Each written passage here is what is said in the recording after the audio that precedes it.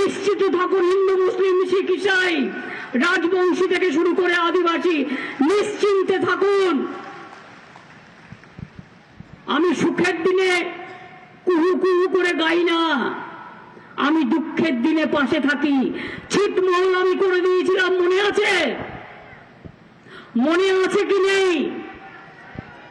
Cooch Behar airport 300 কোটি টাকার উপর আমরা খরচ করেছি, আর বাবু একটা ফ্লাইট নিয়ে নেমে গেল। বাবা, আমরা বলেছিলাম ডবল ইঞ্জিন দাও, সিঙ্গেল ইঞ্জিন দিও না, কারণ ও তো মানুষের জীবন রক্ষা পায় না। এখন সিঙ্গেল ইঞ্জিন চলে না, ডবল ইঞ্জিন চলে। ওটা বিজেপির ডবল ইঞ্জিন নয়, মিথ্যে কথার ডবল ইঞ্জিন নয়, ওটা প্লেনের ডবল ইঞ্জিনের কথা বলছি আমি। যেদিন থেকে ক্ষমতা এসছে 2014 থেকে বাংলার উপর সবচেয়ে বেশি অত্যাচার করছে। বাংলাকে মানে না, বাংলার টাকা দেয় না।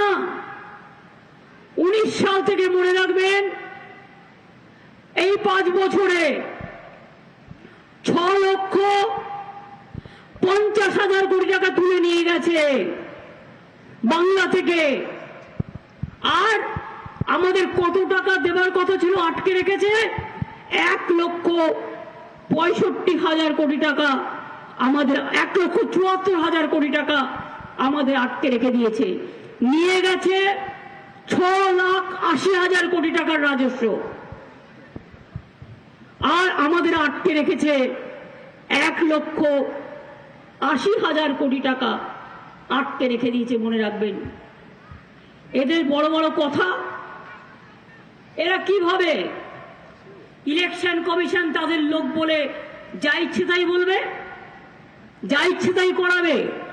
আমি ইসিকে হাম্বল রিকোয়েস্ট করব, I am not criticizing, but I have the democratic right. I will plead the election commission.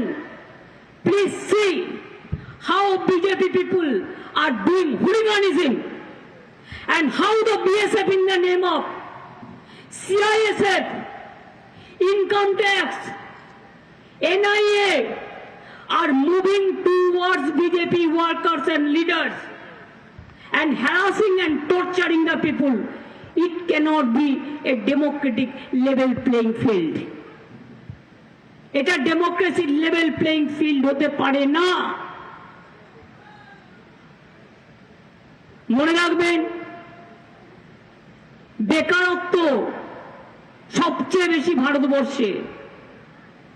আগের বার ইলেকশনে বলেছিল, তার আগের বার ব্যাংক অ্যাকাউন্টে 15 লক্ষ টাকা করে দেবে, আর কি বলেছিল 2 কোটি বেকারদের চাকরি দেবে।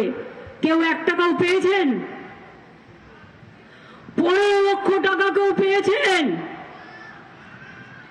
এমনকি 5 লক্ষ, 2 লক্ষ, 10 লক্ষ, 9 লক্ষ, 13 লক্ষ, 14 লক্ষ, 12 লক্ষ, 11 লক্ষ। এবারেও এসে মিথ্যে কথা বলছে। আর বিজেপির লোকেরা লজ্জাও করে না। লক্ষ্মীর ভান্ডারটা বাংলার স্কিম, অন্য রাজ্য মডেল করছে, কিন্তু সব বিজেপি রাজ্যে চালু করেনি, পারবে না ওরা করতে, ওরা দেয় না।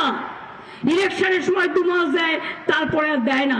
বিনা পয়সায় রেশন দেবো বলেছিলাম, আমরা দিই।